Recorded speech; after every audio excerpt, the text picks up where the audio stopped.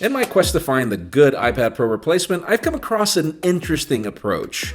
This is the Pixel Slate, Google's first attempt at bringing Chrome OS to a tablet, and frankly, what I feel should be the future of this form factor.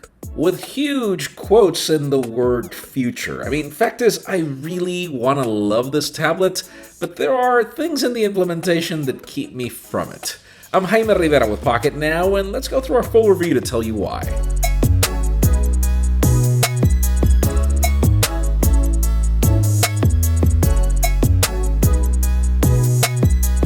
I am a huge tablet user, and you guys know this. They are the digital notepad that assists my work routine and also my fallback device for scripting whenever I don't want to burn unnecessary battery for my video editing laptop. If only Apple gave us an iPad OS to make it more useful, I'd love it even more. And I feel that Google noticed that. They noticed that there's a niche where we need a more pro tablet, and this is the solution that Google's bringing.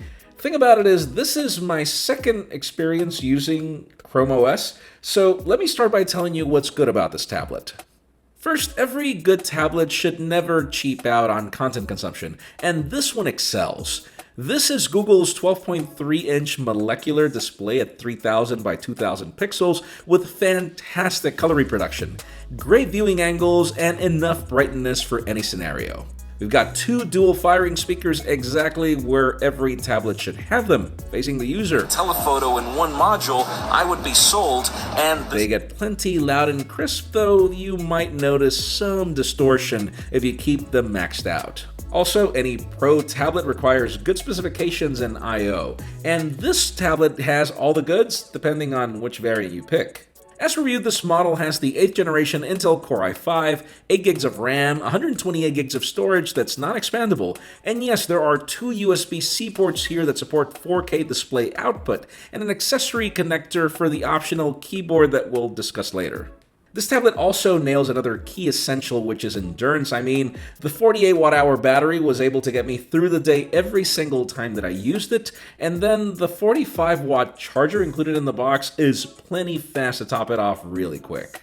Google also claims this tablet is secure. There's the Pixel Imprint Fingerprint Sensor that's plenty fast, along with the Titan C security chip that keeps all your data secure within the device. But now let me continue the video by telling you where I'm mixed about this tablet, and it begins with Chrome OS. I mean, I feel that this tablet does solve my main complaint with an iPad. This is no baby browser. This is the full desktop Chrome browser on a tablet. From bank transactions to absolutely anything you want to do on the web, this tablet can do it. The app gap has also been solved with Chrome OS running Android applications, and heck, you can even open zip files without much extra drama here, where on iOS that's kind of a nightmare.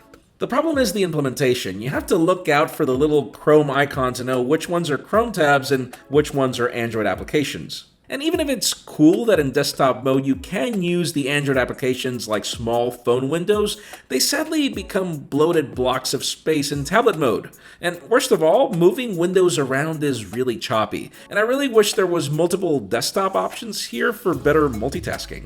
And then some Android applications work in a weird way, like for example my favorite, which is Microsoft OneNote, where you can't select text using the keyboard, or you can't use italics or bold easily through keyboard shortcuts. And then there's the other problem, which is the way multiple accounts work on this tablet, which is not the same as having multiple accounts in different Chrome windows on the desktop. And to continue, let's talk about this design. I like the tablet visually, but it's quite unfortunate that there's only one size and one color option. The tablet is light on its own, and if this is your only computer, then the size is fine, but I still need a video editing rig with me. So I would have loved that this tablet were smaller, like 9 or 10 inches. And then you've got the issues that this color option is a true fingerprint and smudge magnet. And then there's the Pixel Book Pen, which I love for highlighting and for my notes. I love that there's no latency, but I hate the fact that I can't really attach it easily to either the tablet or the keyboard, so I can't tell you how many times I've dropped this thing. I feel Microsoft has us really spoiled with how you can attach the pen to the tablet. But of course, there is no such thing as a perfect device, so let me talk to you about this Pixel Slate keyboard. Do not pay $200 for this thing. It is seriously on the verge of being terrible. I mean, sure, the keys are backlit and they're round, which is quite unique, and they feel great while typing. But the problem is really this portion in between where the tablet sits and the keyboard. If you're using, for example, a Microsoft Surface Pro, this portion attaches magnetically to the tablet. But on this one, it doesn't, so this keyboard wobbles for absolutely everything you can think of. This means that unless you have a hard surface, typing on this thing can be a true flimsy nightmare. And then the size of the keyboard also doesn't help when on your lap, as you'll need to adopt a very uncomfortable position for the tablet not to drift back on your legs, and obviously all the while wobbling as you type.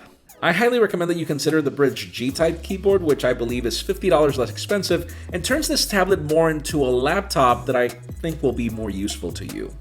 Last but not least is the price tag and what you're getting for it. I know this tablet starts at $599, but the problem is that that's for a lesser spec model. This one is $999 and it doesn't handle Android apps and Windows really well, so I doubt that that other one will do a better job. And then if you consider the $200 keyboard plus the pen, I mean, it hikes up so much that I don't know if it's worth it to consider this tablet over other options like a Microsoft Surface Pro, for example. To conclude, I think you understand why I really want to love this tablet. I feel Chrome OS's approach is the perfect solution to make tablets more powerful and less restrictive. And I also feel that this design and form factor is the best way to go. I don't like fans on my tablets. Google just needs to work on the implementation. I feel that Chrome OS does need Android apps, but if these didn't work well on Android tablets, don't expect them to do a better job here. And then the second thing is definitely the hardware. I feel that Google could have done a better job with certain elements of this design. It's a great tablet, don't get me wrong, I just find it really hard to recommend over other options for its same price point. But anyways, let us know what you think in the comments down below about the Google Pixel Slate, if you like it, if you don't. And while you're at it, make sure you follow us on social media. Subscribe to both our channels, English and Spanish, for more videos like this one. You can follow me on Twitter, Jaime_Rivera, on Instagram at Jaime Rivera. Please give this video a thumbs up if you like what you saw. I'm Jaime Rivera. Thanks so much for watching. We'll see you on the next one.